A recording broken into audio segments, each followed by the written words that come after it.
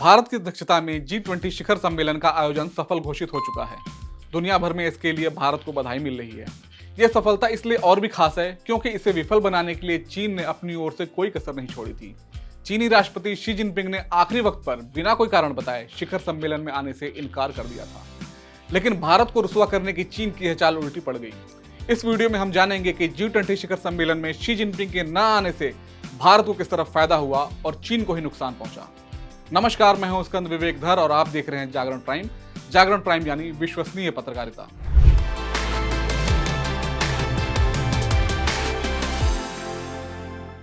पिछले महीने south Africa में हुई ब्रिक्स की बैठक में शामिल होने के बाद चीन के राष्ट्रपति शी जिनपिंग ने जब 9 और 10 सितंबर को दिल्ली में होने वाले G20 के शिखर सम्मेलन में आने से इनकार कर दिया, तो इसे भारत के लिए एक बड़े झटके के रूप में देखा जा रहा था। रूस के राष्ट्रपति व्लादिमीर पुतिन पहले ही दिल्ली आने से इनकार कर चुके थे। ऐसे में जिनपिंग की गैर मौजूदगी से आशंका थी कि भारत की अध्यक्षता में हो रहे G20 के इस शिखर सम्मेलन का महत्व खत्म हो जाएगा, लेकिन सम्मेलन का पहला दिन समाप्त होते होते ही तस्वीर पूरी तरह बदल गई। भारत की साख को नुकसान पहुंचाने की चीन की मंशा उसी समय ध्वस्त हो गई जब दिल्ली घोषणा पत्र को लेकर सभी देशों में आम सहमति बन गई। भारत सरकार ने तो शी जिनपिंग की गैर मौजूदगी को मुद्दा मानने से ही इनकार कर दिया। विदेश मंत्री एस जयशंकर ने इस मामले पर आए एक सवाल के जवाब में कहा कि यह किसी देश को तय करना है कि उनका प्रतिनिधित्व किस स्तर पर होगा। मुझे नहीं लगता कि किसी को इससे और ज्यादा मायने निकालने चाहिए। कजाकिस्तान, स्वीडन और लातविया में राजदूत रह चुके भारतीय विदेश सेवा के पूर्व अधिकारी अशोक सज्जनहार कहते हैं, शी जिनपिंग के भारत न आने से चीन का नुकसान हुआ और भारत को फायदा हुआ। अगर जिनपिंग भारत आते तो ज्यादातर चर्चा उनकी असहज भावभंगिमा, प्रधानमंत्री नरेंद्र मोदी और अमेरिकी राष्ट्रपति के साथ उनकी मुलाकातों या द्विपक्षीय बातचीत के इर्द गिर्द ही घूमती। लेकिन जिनपिंग के न आने से G20 में सारा फोकस भारत की अध्यक्षता पर रहा।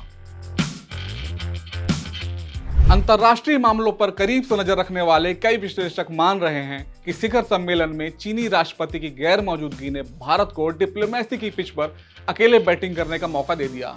यहां तक कि भारत ने जब 55 अफ्रीकी देशों के संगठन अफ्रीकी यूनियन को G20 का सदस्य घोषित किया, तब भारत को उसका 100% श्रेय लेने का मौका मिल गया।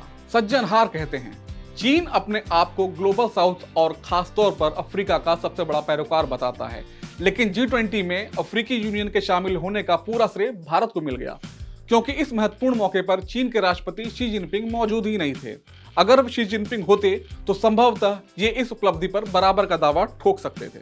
G20 शिखर सम्मेलन के दौरान Bharat middle east Europe economic corridor का ऐलान भी चीन के लिए एक बड़ा झटका है। यह चीन के बेल्ट एंड रोड इनिशिएटिव को सीधी चुनौती तो है ही, खाड़ी देशों में चीन की कूटनीतिक पराजय भी है। दरअसल दो ध्रुव विरोधी इस्लामी देशों सऊदी अरब और ईरान के भी सुलह करा के चीन ने खाड़ी देशों में तेजी से अपनी जगह बनाई थी। ऐसा लगने लगा था कि सऊदी अरब चीन की ओर झुक रहा है, लेकिन इस कॉरिडोर में शामिल होकर सऊदी अरब ने चीन की मंशा पर पानी फेर दिया है। सिंगापुर के S Rajaratnam school of international studies के सीनियर फेलो राफेलो पंटुकी कहते हैं, जिनपिंग के दिल्ली न आने से जो जगह खाली हुई थी उसे अमेरिकी राष्ट्रपति जो बाइडेन ने भर दिया।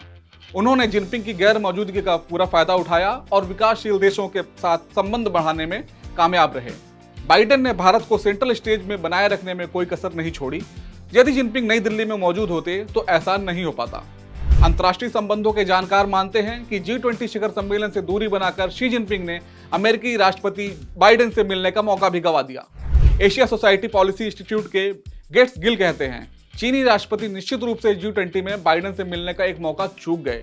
चीन और अमेरिका के बीच में जिस तरह से तनातनी चल रही है, यह एक अच्छा मौका हो सकता था। आज की वीडियो में सिर्फ इतना ही। जागरण प्राइम की अन्य खबरें आप prime.jagran.com पर भी पढ़ सकते हैं। अगर आपके मन में इस वीडियो से जुड़ा कोई सवाल हो तो हमें कमेंट कर जरूर बताएं। नमस्कार।